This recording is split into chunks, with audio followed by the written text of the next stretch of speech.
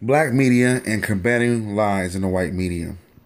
And this is the rebuttal. This is my rebuttal back from the political factor thing. You know what I'm saying? Little blog thing they had about Abraham Lincoln. As you see, I'm coming from the book, the Journal of Negro History, written by the Honorable Carter G. Woodson, who's one of the editors of this. In this article that I'm reading from, Lincoln's plan to colonize and emancipation Negroes, comes from Charles H. Wesley. Many people don't know about Charles H. Wesley except from the Steve Coakley thing, about how he started the Alpha Phi Alpha and he was part of the Boule and things of that nature. But many people don't know his historical works, which you're about to crack into. Lincoln's plan for colonization and emancipated Negroes. The source of this, as I said before, is the Journal of Negro History, Volume 4, 1919. This is written back in 1919. This is what it looks like. I'm showing the cover right now.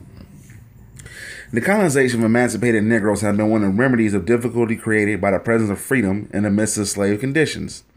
The American Colonization Society was founded in 1816 with the object of promoting emancipation by sending freemen to Africa. Some slave states, however, moreover, had laws compelling the freemen to leave the state in which they had formerly resided in as slaves. With the increasing large number of securing legal manumission, the problem caused their presence became to the slaveholding group a most serious one. The Colonization Society therefore sought to colonize the freemen on the west coast of Africa, thus definitely removing the problem which was concern to the planters in the slaveholding states. The colony of Liberia on the west coast of Africa was chosen as a favorable one for the free slaves. Branches of the Colonization Society were organized in many states with large memberships throughout the country.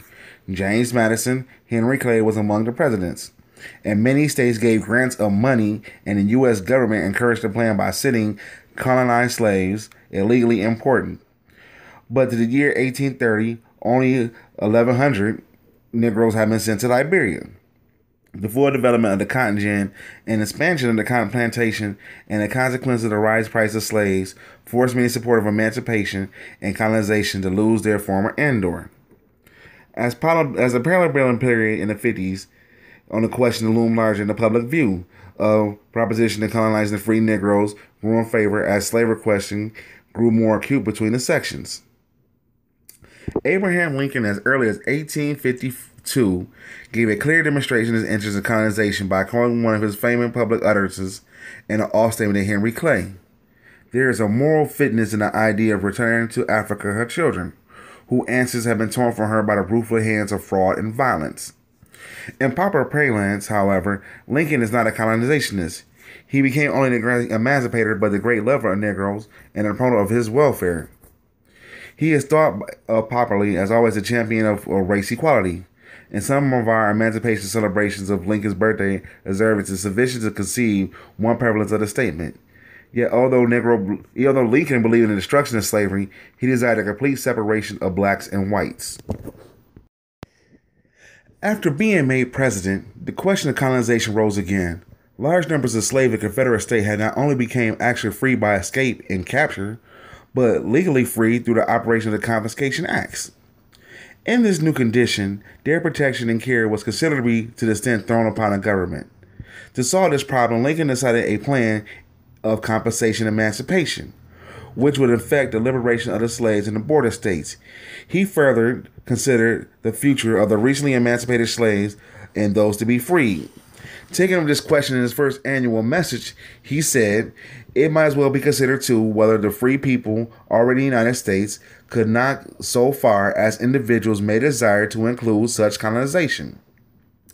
Meaning the colonization of certain persons who were held by legal claims to labor and service of certain other persons, and by the act of confiscating property for use of insurrectionary purposes have become free, and by the claims being forfeited. To carry out the plan of colonization may involve acquiring a territory and also the proposition of money beyond that expenditure of the territory acquisition. Having practiced the acquisition of territory for nearly 60 years, the question of constitutional power to do so is no longer an open one to us. On the whole proposition, include the appropriation for money and the acquisition of territory, does not the expenditure amount to absolute necessity, without which the government cannot be perpetuated. Congress responded to this recommendation in separate acts, providing in an act of April 16, 1862, for the release of certain purpose of said persons of the labor of District of Columbia, including those liberated by the acts, as those desire to emigrate to the Republic of Haiti or Liberia or such other countries beyond the limits of the United States. As the President may determine, the expenditure does not exceed $100 for each immigrant.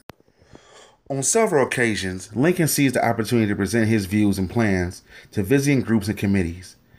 On July 16, 1862, when the President was desired a securing the interests of the Board of States representatives in his favor for compensation and emancipation, the plan of colonization came to light. His appeal to these representatives was, I do not speak of emancipation at once, but a clear decision to emancipate gradually. Room in South America for colonization can be attained cheaply in abundance, and when the numbers shall be large enough to be accompanied and an encouragement of another, free people will not go so reluctantly. Again, in the afternoon of August 14, 1862, the President gave an audience of the Committee of Men of Color at the White House. He introduced Reverend J. Mitchell, Commissioner of the Immigration, and E. M. Thomas, the Chairman. We might have been by his invitation to hear what the executive had to say to them. They all been seated that the President informed them that the sums of money have been appropriated by Congress and placed at his disposal for the purpose of aiding colonization of some country, other people, or a portion of those of African descent, thereby making it his duty, as it had been a long time, to incline in favor of that cause. And why, he asked, should people of your race be colonized, and where? Why should they leave the country? You and we are different races. We have between us a broad difference that exists as almost any other two races. Whether it's right or wrong, I need to discuss, but the physical difference is a great disadvantage to us, both, as I think. Your race will suffer very greatly, many of them by living among us, while ours suffer from your presence. In other words, we suffer on each side. It is this admitted that and for the reason why we should be separated. With a deal with those who are not free at the beginning and those intellects who are clouded by slavery, we have poor material to start with, and with the intellectual color of intelligent colored men, we are therefore performing. We should move in this matter. Much might be accomplished. It is seemingly important that we have men at the beginning capable of thinking as white men and not of those who have been systematically oppressed. Pursuant to the powers given to the President, negotiations were begun with foreign powers having territory or colonies within the tropic through Secretary of State W. H. Stewart, mainly to ascertain if there was a desire on the part of these governments for entering a negotiation on the subject of colonization. Negotiations were to be begun only with the powers of those who might desire the benefit of such immigration. It was suggested that a 10-year treaty should be signed between the United States and countries desiring immigration. The latter will require to give specific guarantees of perpetual freedom, protection, and equal rights of the colonies and their descendants. Before and after the transmission of the proposals to the foreign countries, propositions came from the Danish island of St. Croix in the West Indies, the Netherlands colony of St. Swan, the British colony of Guyana, the British colony of Honduras, the Republic of Haiti, and the Republic of Liberia, New Granada, and Ecuador. The republics of Central America, Guatemala, Salvador, Costa Rica, and Nicaragua objected to such immigration as undesirable.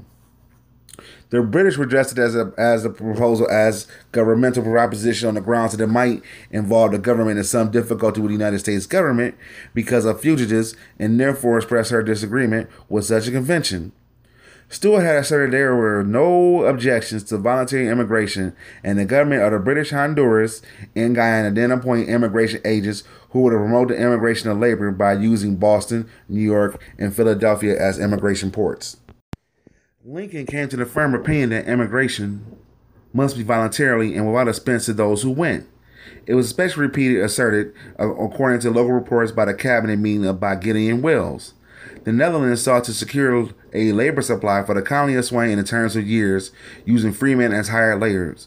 Stewart objected to the acceptance of such proposal. Of all the propositions offered, President Lincoln seemed satisfied with two. One for the establishment of a colony in the harbor of Chapara in the northeast section of the state of Panama, near the republics of New Granada and Costa Rica. The situation seemed favorable not only because of the ordinary advantages of the soil and climate, but also because of the proximity to the proposed canal built across the Empress Dern and because of its reputed of rich coal fields. There were two objections to this plan. One was the existence of dispute of the territory between the Republic of Costa Rica and Grenada. The other grew out of a specific examination of the coal fields by Professor Henry of the Smithsonian Institute, and his report doubted the value of the coal bed and advised do more examination before closing the purchase. Before the project could be examined and a more acceptable proposition appeared, in addition, that there was a development opposition to the Negro migration of several states in South and Central America. An effort was made to establish a colony on an island of Westley in the West Indies. This colony was described as a president by Bernard Knox, who represented to be a businessman. I left the Bernard Knox story. He basically took a whole group of black people to Haiti, and they basically just died from lack of all the type of stuff like that. Basically that's it in a nutshell. The failure of this project did not dim the vision and successful colonization of free slaves in the mind of President Lincoln. As late as April 1865, according to a report, the following conversation is said to have ensued between the President and General Benjamin F. Butler. "But what should we do with the Negroes after they free?" inquired Lincoln. "I can hardly believe the South and North can live in peace unless we get rid of the Negroes." This is April 1865. "Certainly they cannot if we do not get rid of the Negroes to whom we have armed and disciplined and whom we have fought with us, to the amount, I believe, of some 1,500,000. Men, I believe, that would have been better to export them to some fertile country with a good climate, which they can have to themselves. You have been a staunch friend of the race, and from time you advised me to enlist in New Orleans. You have a great deal of experience in moving bodies of a man by water. Your movement to the James was a magnificent one. Now we shall have no use for your very large navy. What are the difficulties of sending the blacks away? I wish you to examine the question and give me your views upon it. And where should go to the figures did you agree to show whether the Negroes can be exported?" Butler replied, "I will go over this matter with all diligence and tell you my conclusions as soon as I can." The second day after that, Butler was called in early in the morning and said, "Mr. President, I have gone carefully over my calculation as the power of the country to export the Negro to the South, and I assure you, using all your naval vessels and all your merchant marines fit to cross the seas with safety, it will be impossible for you to transport to the nearest place that could be found fit to them, and the island of Santo Domingue, as fast as Negro children will be born there." This complete all the evidence attainable requiring Lincoln's thought in the plan of colonization of the free slaves from his proclamation. From the earliest point of his public life, it is easily discernible that Abraham Lincoln was an ardent believer and supporter of the colonization idea. This was his plan not only to emancipate the Negro, but to colonize him to some foreign land. His views were presented not only to the interest of men of the white race, but to persons of colors as well. May have been expected the plan for colonization failed, both because of principle such plan would have been a great injustice to the newly emancipated race, and in practice it would prove an impractical and unsuccessful solution to the waste problem. And that's by Charles H. Westley. But he kept on thinking about that to April 1865, excuse me. So Lincoln still had plans to have the Navy to drop us off to Honduras, to places like that. You know what I'm saying? St. Croix, somewhere in the Caribbean. He was getting a lot of offers for us. He was still basically being a slave master and selling us off. But he didn't want us there. You know what I'm saying? Like I said, it was going to be Costa Rica somewhere, basically somewhere in Central America. Honduras. He's going to make a way for us. British Honduras, Guyana, St. Swan. I never heard of that before. But it was places to go. He's going to send us on off to do, he didn't want us there, Ecuador. So he wanted somewhere in South America, Central America. And that's a fact. Hey, subscribe to the channel. Much love to this. Much love to y'all, man. I do it for y'all. I'm going to leave the references in the page so y'all can see it yourself. Peace.